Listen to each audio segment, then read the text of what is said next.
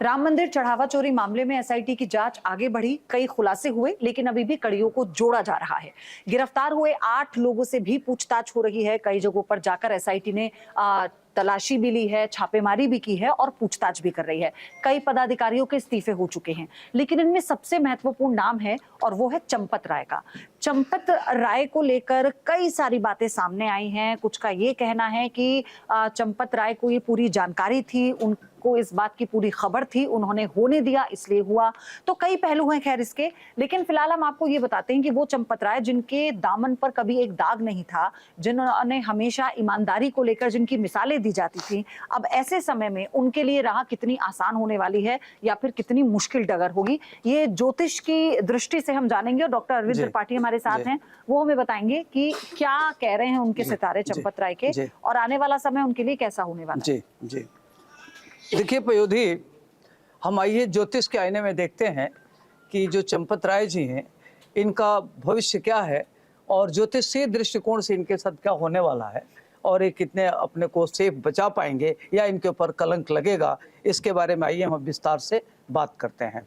इनका जन्म जो है 18/11/1946 को हुआ था बिजनौर में, और चंपत राय का जन्म तो उत्तरा फाल्गुनी नक्षत्र के द्वितीय चरण में हुआ था और इनकी कुंडली बनती है कुंभ लग्न की। लग्नेश इनका शनि है और शनि इनका बैठा हुआ है छठे भाव में। तो छठे भाव में कहते हैं कि कोई भी तीसरे छठे 11वें में पापग्रह बैठता है तो शत्रुहंता योग बनता है। तो जब भी प्रतिकूल परिस्थितियां होती तो ऐसे लोगों के हौसले बड़े बुलंद होते हैं और ये प्रतिकूल परिस्थितियों में आगे बढ़ते हैं, चुनौतियों का सामना करते हुए इस तरह के लोग आगे बढ़ते हैं, काफ़ी आध्यात्मिक होते हैं और देखने में इनका बड़ा नाम होता है, बड़े वर्सेटाइल होते हैं, विभिन्न प्रकार के क्षेत्र से ये काम भी करते हैं, आगे भी बढ़ते हैं और अध्यात्म में इनकी बड़ी रुचि होती है। नंबर 2 कि इनका जो दशम भाव है वहाँ सूर्य, शुक्र, मंगल, बुध और केतु 5 ग्रह एक साथ बैठा हुआ है, जो एक प्रकार का राजयोग बन रहा है। तो इनकी कुंडली में देखा जाए तो अनेक प्रकार का राजयोग बन रहा है। एक तो इनकी कुंडली में देखा जाए तो रोचक पंच महापुरुष योग बन रहा है, दूसरा सुनफा योग बन रहा है, शक्ति योग बन रहा है, हर्ष विपरीत राजयोग बन रहा है, सकट योग बन रहा है, पराशरी राजयोग बन रहा है, विमल विपरीत राजयोग बन रहा है और वेश योग बन रहा है। तो जो सारे रोज करीब 7-8 प्रकार का राजयोग बन रहा है। तो ऐसे लोग जब भी प्रतिकूल परिस्थिति आते हैं तो उनके हौसले बुलंद होते हैं और ये बड़े ही निष्कंटक तरीके से अपने को निकल जाएंगे। कुंभ लग्न है, लग्नेश शनि है, शनि इनका छठे भाव में चंद्रमा की राशि पर बैठ गया तो देखा जाए तो इनकी स्थिति सारी प्रतिकूलता लग रही है, दिख रहा है कि मतलब कुछ गलत हो सकता है, लेकिन ये अपने को इसमें बेदाग बच जाएंगे। नंबर 1। नंबर 2, इनका बृहस्पति 9वें भाव में बैठा हुआ है तो केंद्र का मालिक त्रिकोण में, त्रिकोण का मालिक केंद्र में बैठे तो एक प्रकार का राजयोग है। तो यह भी इनके लिए एक देखा जाए तो बहुत ही गरीबी में आगे बढ़े, संघर्ष करके आगे बढ़े, इनकी लाइफ बड़ा जबरदस्त रही। इनको लोग कहते थे कि राम के पटवारी हैं और राम मंदिर को जिताने में इनकी बड़ी भूमिका रही। अनेक प्रकार के कागजात जो भी हो सकता है, इन्होंने काफ़ी उसमें मेहनत करके एक अच्छा मुकाम हासिल किया, जिसके नाते राम मंदिर का कोर्ट में जीत हुई।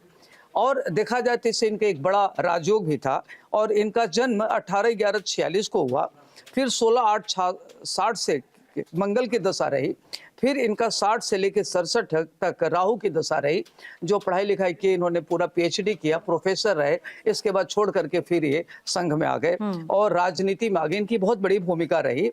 तो ये जो सूर्य, शुक्र, बुध, मंगल जो दशम भाव में होता है तो इस तरह के लोग जनता में बड़े लोकप्रिय होते हैं, ख्यातिलब्ध होते हैं।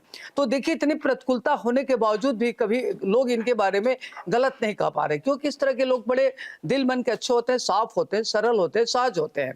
इनकी सहजता इनके लिए दिक्कत हुई और शनि चूंकि छठे भाव में बैठा हुआ है तो इस समय इनके सामने तमाम तरह की प्रतिकूलता की स्थिति बनी हुई है।